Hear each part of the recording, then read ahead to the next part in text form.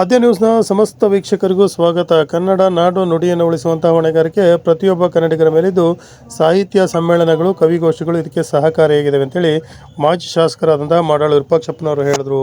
ಇತ್ತೀಚೆಗೆ ಪಟ್ಟಣದ ವಾಲ್ಮೀಕಿ ಸಮುದಾಯ ಭವನದಲ್ಲಿ ತಾಲೂಕು ಚುಟುಕು ಸಾಹಿತ್ಯ ಪರಿಷತ್ನ ನೂತನ ಕಾರ್ಯಕಾರಿ ಸಮಿತಿ ಸದಸ್ಯರ ಪದಗ್ರಹಣ ಮತ್ತು ರಾಜ್ಯ ಮಟ್ಟದ ಕವಿಗೋಷ್ಠಿ, 100 ವರ್ಷ ಪೂರೈಸಿದ ಹಿರಿಯರಿಗೆ ಗೌರವ ಸಮರ್ಪಣೆ ಮತ್ತು 60 ವರ್ಷ ವಿವಾಹ ದಾಂಪತ್ಯ ಪೂರೈಸಿದ ದಂಪತಿಗಳಿಗೆ ಅಭಿನಂದನಾ ಸಮಾರಂಭ ಕಾರ್ಯಕ್ರಮವನ್ನು ಉದ್ಘಾಟಿಸಿ ಮಾತನಾಡಿದರು. ಇಂದಿನ ದಿನಮಾನಗಳಲ್ಲಿ ಸಾಹಿತ್ಯಾಸಕ್ತರು ಕಡಿಮೆ ಆಗ್ತಿದ್ದಾರೆ ಅಂತ ಸಹ ಹೇಳಿದರು. ಈ ಸಂದರ್ಭದಲ್ಲಿ ಕರ್ನಾಟಕ ರಾಜ್ಯ ವೈವಿಧ್ಯಮಯ ಮಂಡಳಿಯ ಅಧ್ಯಕ್ಷ ವಡ್ನಾಳ್ ಜಗದೀಶ್ ಸಹ ಮಾತನಾಡಿದರು. ಹಾಗೆಯೇ ಮಾಜಿ ಶಾಸಕರಾದಂತಹ ಮಾಡಾಳು ವಿರೂಪಾಕ್ಷಪ್ಪನು, ಮಾಜಿ ಶಾಸಕರಾದಂತಹ ಮಹಿಮಾ ಪಟೇಲ್ರವರು ಸಹ ಮಾತನಾಡಿದರು. ಕಾರ್ಯಕ್ರಮದ ಸಾನ್ನಿಧ್ಯವನ್ನು ಚನ್ನಗಿರಿ ಹಾಲಸ್ವಾಮಿ ವಿರಕ್ತ ಮಠದ ಡಾಕ್ಟರ್ ಬಸವಜಯಚಂದ್ರ ಸ್ವಾಮೀಜಿಗಳು ವಹಿಸಿ ಆಶೀರ್ವಚನವನ್ನು ನೀಡಿದರು. ಈ ಸಂದರ್ಭದಲ್ಲಿ ಬಿಜೆಪಿ ಮುಖಂಡರಾದಂತಹ ನವೀನ್, ಹಾಗೆಯೇ ಜಿಲ್ಲಾ ಚುಟುಕು ಸಾಹಿತ್ಯ ಪರಿಷತ್ನ ಅಧ್ಯಕ್ಷರಾದಂತಹ KS ವೀರಭದ್ರಪ್ಪ ತೇಲಿಕೆ, ಹಾಗೆಯೇ ಚನ್ನಗಿರಿ ನೂತನ ತಾಲೂಕು ಅಧ್ಯಕ್ಷರಾದಂತಹ ರು ಗಂಗಾಧರಯ್ಯ ಮತ್ತು ಚಿಕ್ಕಲಿಕೆರೆ ಗೌರವಾಧ್ಯಕ್ಷರಾದಂಥ ಚಿಕ್ಕಲಿಕೆರೆ ನಾಗೇಂದ್ರಪ್ಪ, ಹಾಗೆಯೇ ಕರಬೆ ಅಧ್ಯಕ್ಷ ಮಲ್ಲನಾಗ್, ರಾಜ್ಕುಮಾರ್ ಸಂಘದ ಅಧ್ಯಕ್ಷ ಗೌ ಹಾಲೇಶ್, ಜ್ಯೋತಿ ಕೋರಿ, ಪುರಸಭಾ ಮಾಜಿ ಸದಸ್ಯರಾದ ಪಟ್ಲಿ ನಾಗರಾಜ್, ಕಮಲ ಹರೀಶ್, ಸಾಹಿತಿಗಳಾದ ಶರಣಪ್ಪ, ಹಾಗೆಯೇ ಸಂತೇಬೆನ್ನೂರು ನಂಜಯ್ಯ, ನಾಗರಾಜ್, ಶಿಲ್ಪಾ ಮಂಜುನಾಥ್ ಮತ್ತು ಜಿಲ್ಲೆಯ ವಿವಿಧ ತಾಲೂಕುಗಳ ಚುಟುಕು ಸಾಹಿತ್ಯ ಪರಿಷತ್ನ ಅಧ್ಯಕ್ಷರು ಈ ಸಂದರ್ಭದಲ್ಲಿ ಭಾಗವಹಿಸಿದ್ದರು. ಅದ್ಭುತವಾದ ಕಾರ್ಯಕ್ರಮವನ್ನು ಸಹ ಈ ಸಂದರ್ಭದಲ್ಲಿ ಚುಟುಕು ಸಾಹಿತ್ಯ ಪರಿಷತ್ ವತಿಯಿಂದ ಮಾಡಲಾಯಿತು. ಹಿರಿಯ ದಂಪತಿಗಳಿಗೆ ಹಾಗೆಯೇ 100 ವರ್ಷ ತುಂಬಿದ ಹಿರಿಯ ನಾಗರಿಕೆ ಸನ್ಮಾನ ಸಮಾರಂಭವನ್ನು ಎಲ್ಲ ಮುಖ್ಯ ಅತಿಥಿಗಳು ಸಂಭ್ರಮ ಸಡಗರದಿಂದ ಆಚರಣೆ ಮಾಡಿದ್ದು, ಒಟ್ಟಾರೆ ಇದೊಂದು ವಿಶೇಷವಾದ ಒಂದು ಕಾರ್ಯಕ್ರಮ ಇದಾಗಿತ್ತು. ಈ ಸಂದರ್ಭದಲ್ಲಿ ಸಾಕಷ್ಟು ಜನರು ಸಹ ಮಾತನಾಡಿದ್ರು. ಹಾಗೆಯೇ ಸಾಕಷ್ಟು ಜನ ಕವಿಗೋಷ್ಠಿಗಳಲ್ಲಿ ಭಾಗವಹಿಸಿ ಚುಟುಕು ಸಾಹಿತ್ಯದ ಬಗ್ಗೆ ಸವಿಸ್ತಾರವಾದ ಒಂದು ಮಾಹಿತಿಯನ್ನು ಸಹ ನೀಡಿದರು. ಸಂಪೂರ್ಣ ವರದಿ ಸತೀಶ್ ಪವಾರ್, ಚನ್ನಗಿರಿಯಿಂದ. ಇಲ್ಲಿ ಚುಟುಕು ಸಾಹಿತ್ಯ ಕನ್ನಡ ಅಭಿಮಾನಿಗಳೇ, ಅಧ್ಯಕ್ಷರೇ ಮತ್ತು ಸದಸ್ಯರೇ, ಚುಟುಕು ಸಾಹಿತ್ಯ ಪರಿಷತ್ ತಾಲೂಕು ಘಟಕದಿಂದ ನೂತನವಾಗಿ ಆಯ್ಕೆಯಾದಂತಹ ಮುದ್ರೆಗೌಡರು ಅಂದರೆ ಕಾರ್ಯಕಾರಿ ಸಮಿತಿಗೆ ಸದಸ್ಯರ ಪದಗ್ರಹಣ ಹಾಗೂ 100 ವರ್ಷ ಪೂರೈಸಿದ ಹಿರಿಯರಿಗೆ ಸನ್ಮಾನ, ಗೌರವಾರ್ಪಣೆ ಮತ್ತು 60 ವರ್ಷ ವಿವಾಹ ದಾಂಪತ್ಯ. ಇದು ಭಾಳ ಕಷ್ಟ. 40 ವರ್ಷ ಗಂಡ ಹೆಂಡತಿ ಜೊತೆಗಿದ್ದು 100 ವರ್ಷ ಬದುಕಿಬಿಡ್ತಾರೆ. ಗಂಡರೆಲ್ಲ ಇದಂತೂ ಭಾಳ ಅಪರೂಪದ ಕಾರ್ಯಕ್ರಮ. ಈ ಕಾರ್ಯಕ್ರಮವನ್ನು ಕನ್ನಡ ಸಾಹಿತ್ಯ ಪರಿಷತ್, ಚುಟುಕು ಸಾಹಿತ್ಯ ಪರಿಷತ್ನವರು ನೀವು ಮುಖ್ಯವಾಗಿದ್ದು ಭಾಳಷ್ಟು ಸಂತೋಷದ ವಿಚಾರ. ಯಾಕೆ ಅಂತ ಹೇಳಿದರೆ, ಹಿರಿಯರನ್ನು ಗೌರವಿಸ್ತಕ್ಕಂಥ ಅದು ಒಂದು ಜವಾಬ್ದಾರಿ. ಇವತ್ತು ಹೆಚ್ಚು ಕಡಿಮೆ ನಮ್ಮ ತಾಲೂಕಿನಿಂದ ಎಲ್ಲ ಕನ್ನಡ ಸಾಹಿತ್ಯ ಅಭಿಮಾನಿಗಳು, ಕವಿಗಳು ಕನ್ನಡದ ಬಗ್ಗೆ ಕನ್ನಡ ಸಾಹಿತ್ಯಕ್ಕೆ ತನ್ನದೇ ಆದಂಥ ಕೊಡುಗೆಯನ್ನು ಕೊಟ್ಟಿದೆ. ಉದಾಹರಣೆಗೆ ಪೀಚಿ, ಇನ್ನೂ ಕೆಲವು ಚುಟುಕು ಕವಿಗಳ ಹೆಸರುಗಳು ನಮಗೆ ನೆನಪು ಬರ್ತವೆ. ಅಲ್ಲಿಯ ವ್ಯಕ್ತಿಯನ್ನು ನೋಡಿ ಅಲ್ಲಿಯೇ ಒಂದು ಗೌರವವನ್ನು ರಚಿಸ್ತಕ್ಕಂಥ ಚುಟುಕು ಸಾಹಿತ್ಯ. ಉದಾಹರಣೆಗೆ ಸಿದ್ದಮೂಲ ರಾಮಣ್ಣ ನಿಂತಿದ್ದಲ್ಲೇ ನಿಂತ್ಕೊಂಡು ಮಾಡೋದು ಒಂದು ರೀತಿ ಚುಟುಕು ಸಾಹಿತ್ಯ. ಅಂದರೆ ಈ ಸಾಹಿತ್ಯಕ್ಕೆ, ಕನ್ನಡ ಸಾಹಿತ್ಯಕ್ಕೆ ತನ್ನದೇ ಆದಂಥ ಕೊಡುಗೆಯನ್ನು ಈ ಚುಟುಕು ಸಾಹಿತ್ಯ ಕೊಟ್ಟಿದೆ. ಕನ್ನಡ ಬೆಳಿಬೇಕು, ಕನ್ನಡ ಉಳಿಬೇಕು. ಯಾಕೆ ಅಂತ ಹೇಳಿದರೆ, ಕರ್ನಾಟಕದ ಕನ್ನಡ ಭಾಳಷ್ಟು ಸಿರಿವಂತ ಭಾಷೆ ಇದೆ ಮತ್ತು ಭಾಳಷ್ಟು ಪುರಾತನವಾದಂಥ ಭಾಷೆ. ಈ ಭಾಷೆ ಉಳಿಬೇಕು. ಇದರಲ್ಲಿ ಎಲ್ಲ ರೀತಿಯಾದಂಥ ಕವಿಗಳು ಸಹ ರಾಮಾಯಣ ದರ್ಶನವನ್ನು KV ಕುಟ್ಟಪ್ಪನವ್ರಬಹುದು, ಪಂಪ, ನನ್ನ ಇಂಥ ದೊಡ್ಡ ದೊಡ್ಡ ಕವಿಗಳೆಲ್ಲರೂ ಈ ಕನ್ನಡದ ಕವಿಗಳು ಅಂತ ಹೇಳಿರೋದಕ್ಕೆ ನಮ್ಮ ಇವತ್ತೇನು ನಮ್ಮ ಕಾಸರಗೋಡಿದೆ, ಅಲ್ಲಿ ಗೋವಿಂದಪ್ಪ ಎಲ್ಲ ಕಾಸರಗೋಡು ಅವೆಲ್ಲ ಅಲ್ಲಿಯ ದೊಡ್ಡ ದೊಡ್ಡ ಕವಿಗಳು. ಇವತ್ತಿಗೂ ಅಲ್ಲಿ 90% ಕನ್ನಡ ಮಾತಾಡಿದ್ರು ಕಾಸರಗೋಡು ಕೇರಳಕ್ಕೆ ಸೇರಿದೆ. ಅಂದರೆ ಕನ್ನಡ ಮತ್ತು ಸೊಲ್ಲಾಪುರ ಅಂತಕ್ಕಂಥ ಮಹಾರಾಷ್ಟ್ರ ಭಾಗದಲ್ಲಿ ಇರ್ತಕ್ಕಂಥ ಸೊಲ್ಲಾಪುರಗಳ 100ಕ್ಕೆ 80% ಕನ್ನಡ ಮಾತಾಡೋದೇ ಇದೆ. ಅದೊಂದು ಇದು ಕ್ಷೇತ್ರ, ಸಂಪೂರ್ಣ ಪಾರ್ಲಿಮೆಂಟ್ ಕ್ಷೇತ್ರ ಕನ್ನಡ ಮಾತಾಡ್ತಕ್ಕಂಥವರೇ ಇದ್ದಾರೆ. ಅಂದರೆ ಅಲ್ಲಿ ಒಳ್ಳೆಯ ಕವಿಗಳು, ಸಾಕಷ್ಟು ಜನ ಪ್ರತಿಭಾ. ಇದು ತುಂಬ ಒಳ್ಳೆಯ ಬೆಳವಣಿಗೆ. ಏಕೆಂದರೆ ಒಬ್ಬ ಹಿರಿಯರಿಗೆ ಇವತ್ತಿನ ಪರಿಸ್ಥಿತಿಯಲ್ಲಿ ಗೌರವ ಕೊಡುವಂಥ ಕಾರ್ಯಕ್ರಮಗಳಾಗಬೇಕು, ಹೆಚ್ಚೆಚ್ಚು ಆಗಬೇಕು. ಇಂಥವರಿಗೆ ಇವತ್ತು 100 ವರ್ಷ ನಾವೆಲ್ಲ ಗೊತ್ತಿದ್ದೇನೆ, ನಾವೆಲ್ಲ 60, 80, 80, 40 ಗೊತ್ತಿಲ್ಲ. ಆದರೆ 100-110 ಜನ ಬಾಳಿದರೆ ಅವರ ಒಂದು ಸಾಧನೆ ಇದೆ, ಅದು ತುಂಬ ಹೆಚ್ಚು. ಮತ್ತು ಅವರ ಆರೋಗ್ಯದ ಒಂದು ಕಾಳಜಿ ಯಾವ ರೀತಿ ಇತ್ತು ಅದನ್ನು ನಾವು ಇವತ್ತು ತಿಳ್ಕೋಬೇಕಾಗುತ್ತೆ. ಅದರ ಅವ್ರ ಸಾಧನೆ ಮಾಡೋದಕ್ಕೆ ಇವತ್ತು ಏನು ಹಿಂದೂ ಸಾಹಿತ್ಯ ಪರಿಷತ್ತು ಒಂದು ಸನ್ಮಾನ ಮಾಡಿದರೆ ಮತ್ತು ಅವರಿಗೆ ಇಷ್ಟಪಡ್ತೀನಿ. ಎರಡನೇದಾಗಿ ತುಳುಕು ಸಾಹಿತ್ಯ ಸೋಟು ಸಾಹಿತ್ಯ ಅಲ್ಲ. ನನ್ನ ಅನುಭವದ ಪ್ರಕಾರ ಹೇಳೋದಂದರೆ ಅನೇಕ ಸಾಹಿತ್ಯಗಳು ನೋಡಿದ್ದೀನಿ ನಾನು. ಅವರೆಲ್ಲ ದೊಡ್ಡ ದೊಡ್ಡ ಬುದ್ಧಕ್ಕೆ ಬುಕ್ಪರಿಯಾದ ಸಾಹಿತ್ಯಗಳು ನೋಡಿದ್ದೀನಿ. ಆದರೆ ತುಳುಕು ಸಾಹಿತ್ಯ ಈ ಹಗ್ಗನ ಏನು ಮಾಡಬೇಕು ಅದನ್ನು ಹಾವುಗಳನ್ನು ಸಾಬೀತು ಮಾಡಬೇಕು. ಅದನ್ನು ಮಾಡುವಂಥ ಬಂದರೆ ಇದು ಹಾವಿನ ರೂಪದಲ್ಲಿ ಇದ್ದಂಥದ್ದು ಹಗ್ಗ ಅದ, ಇದು ಹಾವಿನ ರೂಪವನ್ನು ತಿಳ್ಕೊಂಡು ಅದಕ್ಕೆ ಪ್ರಮಾಣವನ್ನು ಕೊಟ್ಟರು. ಅಂದರೆ ಹೇಳೋ ಅರ್ಥ ಇಷ್ಟೇ, ಕವಿಗಳು ಯಾವುದು ಇಲ್ಲದದ್ದನ್ನು ವರ್ಣನೆ ಮಾಡೋದಂದ್ರೆ ಅದು ಹೌದನ್ನು ತಿಳ್ಕೊಂಡು ತಿಳಿಸ್ಕೊಡುವಂಥ ಮನೋಭಾವನೆ ನಂತರ ಕವಿಗಳಾಗ್ತಾರೆ. ಈಗೆಲ್ಲರಿಗೂ ತಿಪ್ಪೆ ಅಂತ ಕಾಣ್ತದೆ, ಅದನ್ನು ಕವಿಗಳು ಯಾವ ರೀತಿ ವರ್ಣನೆ ಮಾಡ್ತಾರೆ? ಎಂಥ ಸುಂದರವಾದ ತಿಪ್ಪೆ ಅಂತ ತಿಳ್ಕೊಳ್ತಾರೆ. ಅದರ ಮೇಲೆ ಇದ್ದಂಥ ನೊಣಗಳು ಅದರ ಬಗ್ಗೆ ವರ್ಣನೆ ಮಾಡ್ತಾರೆ. ಅಂದರೆ ವರ್ಣಾತೀತವಾದಂಥದ್ದು, ಮನೋರಸವಾದಂಥದ್ದೇ ಈ ಕವಿಗಳು ಮಾಡ್ತಕ್ಕಂಥ ಕಾರ್ಯ. ಅದರಲ್ಲೂ ಈ ಕನ್ನಡ ಸಾಹಿತ್ಯ ಪರಿಷತ್ತಿನಿಂದ ಈ ಕರ್ನಾಟಕ ಏನು ನಮ್ಮ ಫ್ಲ್ಯಾಗ್ ಏನಂತ ಇರುತ್ತೆ, ನಾವು ಕೊಳ್ಳೆ ಹಾಕೊಂತೀವಿ ಹೌದು, ಪ್ರತಿಯೊಬ್ಬರಿಗೂ ಈ ಶಾಲನ್ನು ಹಾಕಿ ಏನಪ್ಪ ಇದರಿಂದ ನಾವು ತೋರಿಸೋದೇನಪ್ಪ ಅಂದರೆ ಈ ಕನ್ನಡದ ಬಗ್ಗೆ ಇರ್ತಕ್ಕಂಥ ಅಭಿಮಾನವನ್ನು ಈ ವೇದಿಕೆ ಮೂಲಕವಾಗಿ ಪ್ರತಿಯೊಬ್ಬರಿಗೂ ಮುಟ್ಟುವಂಥ ಕಾರ್ಯಕ್ರಮ ಮಾಡ್ತಾರೆ. ಅದರಲ್ಲೂ ಸಹ ಇವತ್ತಿನ ದಿವಸ ನಾವು ಈ ಕವಿಗೋಷ್ಠಿಯಲ್ಲಿ ಯಾರ್ಯಾರನ್ನ ಯಾವ್ಯಾವ ರೀತಿ ಗುರುತಿಸ್ಬೇಕು ಅನ್ನೋದನ್ನು ಭಾಳ ಮುಖ್ಯವಾಗಿ ಗುರುತಿದ್ದಾರೆ. 100 ವರ್ಷ ಆದಂಥ ಶತಾಯುಷಿಗಳನ್ನು ಕರೆಸಿ ಇಲ್ಲಿ ಅವ್ರಿಗೆ ಸನ್ಮಾನ ಮಾಡ್ತಕ್ಕಂಥದ್ದು ಏನಪ್ಪ ಅಂದರೆ ಈ ನಾವು ಕಾರ್ಯಕ್ರಮ ಮಾಡ್ತಕ್ಕಂಥದ್ದು ಶತಾಯುಷಿಗಳಾಗಿರ್ತಕ್ಕಂಥ ಅವರಿಂದನೂ ಸಹ ನೀವೆಲ್ಲರ ಆಶೀರ್ವಾದ ಪಡಿಬೇಕು ಅನ್ನೋ ಉದ್ದೇಶಕ್ಕೋಸ್ಕರ ಅವರನ್ನು ಇನ್ನು 60 ವರ್ಷ ಆದಂಥ ಷಷ್ಠಬ್ದಿ ಅಂತ ತಿಳ್ಕೊಂಡು ಮಾಡ್ತೀನಿ.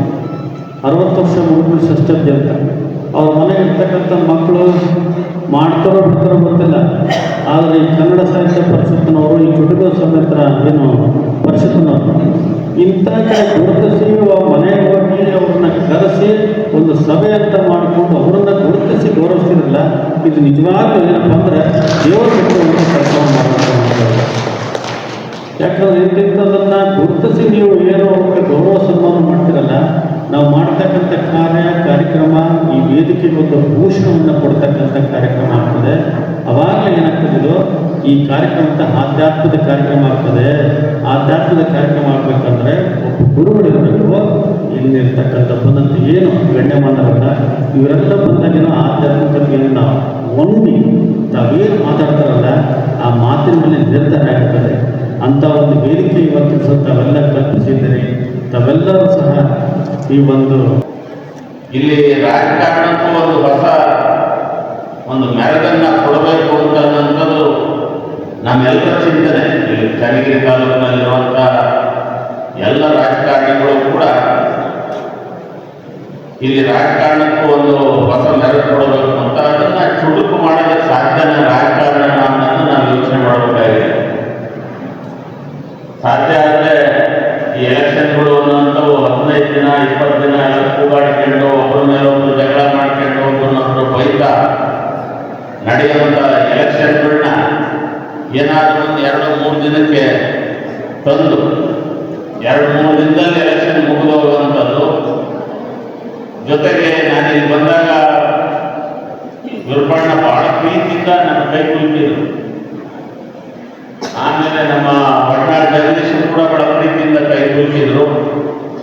ನಾವಿಲ್ಲಿ ಚನ್ನಗಿರಿಯಲ್ಲಿ ವಿಶೇಷವಾಗಿ ಒಂದ್ಸಾರಿ ನಮ್ಮ ಸಾಣಹಳ್ಳಿ ಸ್ವಾಮೀಜಿಯವರು ಹೇಳಿದರು, ಬೇರೆ ತಾಲೂಕಿನಲ್ಲಿರೋ ರಾಜಕಾರಣಿಗಳಿಗಿಂತ ಚನ್ನಗಿರಿ ತಾಲೂಕಿನಲ್ಲಿರೋ ರಾಜಕಾರಣಿಗಳು ಬಹಳ ಭಿನ್ನ. ಯಾಕೆಂದರೆ ಬೇರೆ ಕೆಲವು ತಾಲೂಕುಗಳಲ್ಲಿ ಒಬ್ಬರು ಮುಖ ಒಬ್ಬರು ನೋಡಲ್ಲ, ಒಬ್ರು ಯಾರಾದ್ರೂ ಸ್ಟೇಜ್ ಮೇಲೆ ಇನ್ನೊಬ್ರು ಸ್ಟೇಜಿಗೆ ಬರೋಲ್ಲ, ಈ ಥರದ ಒಂದು ಪರಿಸ್ಥಿತಿ ಇರುವಂಥ ಬೇರೆ ತಾಲೂಕುಗಳಿಗೆ ಹೋಲಿಸಿದ್ರೆ ನಾವು ಒಂದು ಥರದ ಪ್ರೀತಿಯ ಬಾಂಧವ್ಯವನ್ನು ಇನ್ನೂ ಉಳಿಸ್ಕೊಂಡು ಬಂದಿದ್ದೀವಿ ಎಲ್ಲರೂ ಕೂಡ. ಅದನ್ನು ಮುಂದುವರಿಸ್ಕೊಂಡು ಹೋಗುವಂಥದ್ದು ಬಹಳ ನಮ್ಮೆಲ್ಲರ ಜವಾಬ್ದಾರಿಯಾಗಿದೆ. ಮುಂದಿನ ದಿನಗಳಲ್ಲಿ ಅದು ರಾಜಕಾರಣ ಅಂತಂದರೆ ಬರೀ ಎಲೆಕ್ಷನ್ನು, ಬರೀ ಪಕ್ಷ ಇವೇ ಅಲ್ಲ ರಾಜಕಾರಣ ಅಂದರೆ. ಇದರೊಳಗಡೆ ಈಗಾಗಲೇ ಹೇಳ್ತಿದ್ದು ನಮ್ಮ ಒಟ್ನಾಳ್ ಜಗದೀಶ ಹೇಳ್ತಾ ಇದ್ರು, ಇದರೊಳಗಡೆ ಸಾಹಿತ್ಯ ಅನ್ನೋದು ಬಂದಿರುವಂಥದ್ದು ರಾಜಕಾರಣ ಅಂದರೆ ಬರೀ ಎಲೆಕ್ಷನ್ ಅಲ್ಲ, ಅದರೊಳಗೆ ಸಾಹಿತ್ಯ ಇರಬೇಕು, ಸಂಸ್ಕೃತಿ ಇರಬೇಕು, ನಾಟಕ, ಸಿನಿಮಾ, ಕಲೆ, ನೃತ್ಯ ಈ ಥರದ್ದು ಎಲ್ಲದೂ ಇದ್ದಾಗ ಅದಕ್ಕೆ ರಾಜಕಾರಣಕ್ಕೆ ಒಂದು ಮೆರುಗು ಬರುತ್ತೆ. ನಾವು ರಾಜಕಾರಣದಲ್ಲಿ ಚುಟುಕು ಸಾಹಿತ್ಯವನ್ನು ಸೇರಿಸ್ಕೊಳ್ಳೋದು ಬಹಳ ಮುಖ್ಯ ಅಂತ ಅನಿಸುತ್ತೆ. ನಾನು ಸುಮ್ಮನೆ ಯೋಚನೆ ಮಾಡ್ತಾ ಇದ್ದೆ, ಈ ಚುಟುಕಾಗಿ ನಾವು ಸಾಹಿತ್ಯ ಅನ್ನೋದು ಒಂದು ಸ್ಪಷ್ಟವಾದಂಥ ಮನಸ್ಸಿನಿಂದ ಆ ಚುಟುಕು ಸಾಹಿತ್ಯ ರಚಿಸೋದಕ್ಕೆ ಸಾಧ್ಯತೆ ಇದೆ. ನಾನೇನು ಚುಟುಕು ಸಾಹಿತ್ಯ ಹೇಳ್ಬೋದು, ಇಲ್ಲಿ ನಾನೇ ರಚನೆ ಮಾಡಿದ್ದು ಅಂತ ಸುಮ್ಮನೆ ಯೋಚನೆ ಮಾಡ್ತಿದ್ದೆ. ನನಗೆ ಹಂಗೆ ಸುಮ್ಮನೆ ತಲೆಯೊಳಗಡೆ ಬಂತು, ಚುನಾವಣೆ ಎಂಬುದು ಒಂದು ದೊಡ್ಡ ಜೂಜು. ಚುನಾವಣೆ ಎಂಬುದು ಒಂದು ದೊಡ್ಡ ಜೂಜು. ಅಪ್ರಾಮಾಣಿಕರಿಗೆ ಅದು ಮೋಜು, ಪ್ರಾಮಾಣಿಕರಿಗೆ ಅದು ಗೋಜು ಅಂತ ಸುಮ್ಮನೆ ನಾನು ಯೋಚನೆ ಮಾಡಿದ್ದೆ. ಹಿಂಗೆ ನಾವು ನಮ್ಮ ಜೀವನದಲ್ಲಿ ಬರುವಂಥ ಅನುಭವಗಳನ್ನು ಕೂಡ ನಾವು ಚುಟುಕು ಸಾಹಿತ್ಯದ ಮೂಲಕ ಜನರಿಗೆ ತಿಳಿಪಡಿಸೋದಕ್ಕೆ ಸಾಧ್ಯತೆ ಇದೆ. ನಮ್ಮ ಬಹುತೇಕ ಆಲೋಚನೆಗಳು ಹಿಂದೇನು ಆಗಿತ್ತು, ಈಗೇನು ಆಗ್ತಿದೆ ಅನ್ನೋದ್ರ ಬಗ್ಗೆ ನಾವು ಬಹಳ ಯೋಚನೆ ಮಾಡ್ತಿರ್ತೀವಿ. ನಮಗೆ ಭವಿಷ್ಯದಲ್ಲಿ ಏನು ಬೇಕು ಅನ್ನೋದ್ರ ಬಗ್ಗೆ ನಾವೆಲ್ಲ ಆಲೋಚನೆ ಮಾಡೋದಕ್ಕೆ ಶುರು ಮಾಡಬೇಕು. ಭವಿಷ್ಯದಲ್ಲಿ ನಮಗೆ ಚುಟುಕು ಸಾಹಿತ್ಯ ಬೇಕು. ಬರೀ ಚುಟುಕು ಸಾಹಿತ್ಯ ಅಷ್ಟೇ ಅಲ್ಲ, ನಮ್ಮ ರಾಜಕಾರಣ ಅನ್ನೋಂಥದ್ದು ಒಂದು ಶುದ್ಧವಾದ ರಾಜಕಾರಣ ಆಗಬೇಕಾಗಿದೆ. ಯಾಕೆಂದರೆ ನಮ್ಮ ಜೀವನದಲ್ಲಿ ರಾಜಕಾರಣ ಅನ್ನೋದು ಒಂದು ಅವಿಭಾಜ್ಯ ಅಂಗ. ಆಡಳಿತದ ವ್ಯವಸ್ಥೆ ಅನ್ನೋಂಥದ್ದು ಭಾಳ ಮುಖ್ಯ. ನನಗೆ ಇಲ್ಲಿ ಬಂದಾಗ ಹೇಳ್ತಾ ಇದ್ರು, ಇದು ಭಾಳ ಜನ ಬರಬೇಕಿತ್ತು, ಅಲ್ಲಿ ರೋಡ್ ಕಿತ್ತಿರೋದ್ರಿಂದ ಭಾಳ ಜನಕ್ಕೆ ಗೊತ್ತಾಗಿಲ್ಲ, ಹಂಗಾಗಿ ಬಂದಿಲ್ಲ ಅಂತ. ರಾಜಕಾರಣಿಗಳು ಇಂಥ ಕಾರ್ಯಕ್ರಮಗಳಲ್ಲಿ ಹೆಚ್ಚೆಚ್ಚು ಭಾಗವಹಿಸಬೇಕು.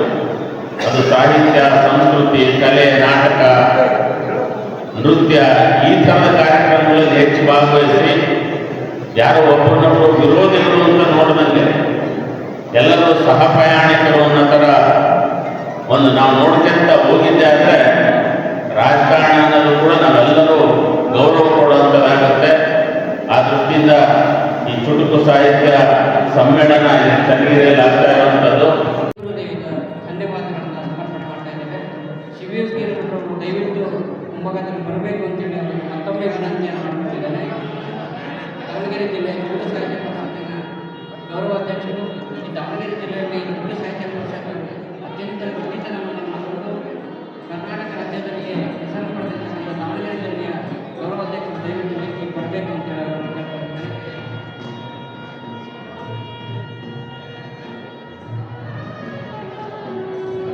ಅಧ್ಯಕ್ಷರಿಗೆ ಅಧಿಕಾರ ಹಸ್ತಾಂತರ ಶಿವಗೇರಮಠರವರು ಇದನ್ನು ಈಗಾಗಲೇ ನೆರವೇರಿಸಿದ್ದಾರೆ. ಅವರಿಗೆ ಎಲ್ಲರ ಪರವಾಗಿ ತುಂಬ ಹೃದಯದ ಧನ್ಯವಾದಗಳನ್ನು ಸಮರ್ಪಣೆ ಮಾಡ್ತಾ ಇದ್ದೇವೆ. ನಮ್ಮ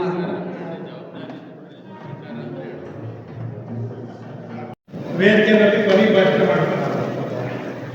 ಎಲ್ಲರೂ ಮಾತಾಡ್ಬಿಟ್ಟಿದ್ದಾರೆ. ನಮ್ಗೇನು ಉಳಿಸಿದ್ದಾರೆ ಈಗ ಮಾತಾಡಿ. ನಾನು ಎರಡು ಹೊತ್ತಿ ಬೇಸೆ ಹೊಡೆದವರು ಚುಟುಕು ಸಾಹಿತ್ಯ ಅಂತಂದರೆ ಎರಡು ಹೊತ್ತಿ ಬೇಸೆ ಹೊಡೆದವರಿಗೆ ಅದು ಮಾತಾಡೋಕ್ಕೆ ಬರುತ್ತಾ? ನಾನು ಸ್ವಲ್ಪ ಉದ್ದಕ್ಕೆ ಮಾತಾಡೋದು. ಆದರೂ ಕೂಡ ಎಲ್ಲರೂ ಎದ್ದೋದು ವಿದ್ಯಾರ್ಥಿಗಳು ಇರಬೇಕಿತ್ತು. ಈಗ